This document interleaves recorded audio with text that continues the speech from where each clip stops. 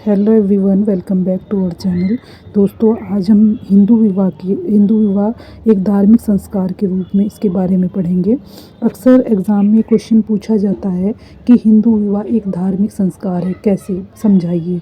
तो उसमें हम इसी के बारे में यही लिखेंगे कि हिंदू विवाह कैसे एक धार्मिक संस्कार है, उसकी क्या विशेषताएं हैं। तो डॉक्टर राजबली पांडे ने कहा था कि संस्कार का मतलब जो होता है वो है एक ऐसी शुद्धि की ऐसी धार्मिक प्रक्रिया जिसके द्वारा व्यक्ति का शारीरिक और मानसिक विकास किया जाता है, और जिसके द्वारा व्यक्ति को इस तरीके से उसका जो शारीरिक मानसिक विकास किया जाता है जिससे कि उसे समाज का एक विकसित सदस्य जो है वो बनाया जा सके।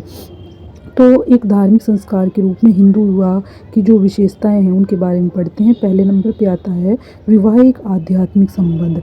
चूँकि जो हिंदू कम्युनिटी है उसमें विवाह को एक संस्कार माना गया है, ना कि यौनिक संतुष्टि और भौतिक सुख का माध्यम। इसमें जो पति पत्नी के बीच जो संबंध होता है वो एक आध्यात्मिक संबंध होता है, यानी कि वो जन्म जन्मांतर का संबंध होता है। ऐसा एक संबंध जो कि पवित्र जीवन पर आधारित होता है और एक तरह से व्यक्ति को उसके आध्यात्मिक जीवन के से जोड़ने का वो काम करता है। दूसरे नंबर पे आता है विवाह का आधार धर्म।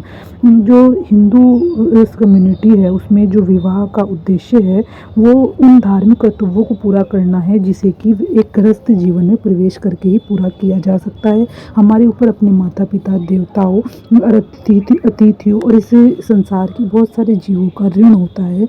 तो उस ऋण से हम तभी ऋण हो सकते हैं जबकि हम गृहस्थ आश्रम में प्रवेश करके गृहस्थ जीवन को जीते हुए उनके उद्धार को पूरा चुकाएं।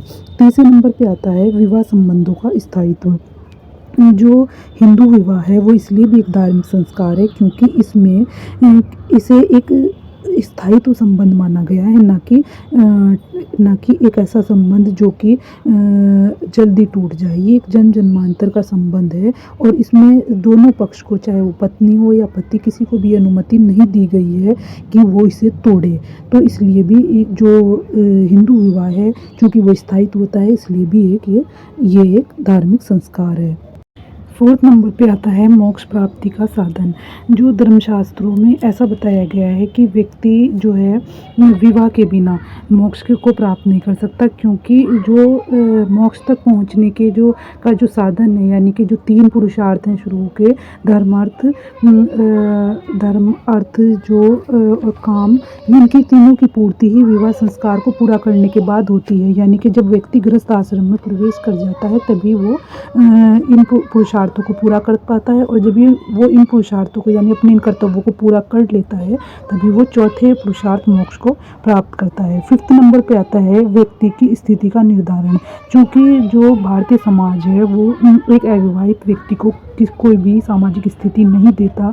उसे एक व्यक्ति को जब तक वो विवाह नहीं करता उसका परिवार भी अपनी संपत्ति का अधिकारी नहीं मानता।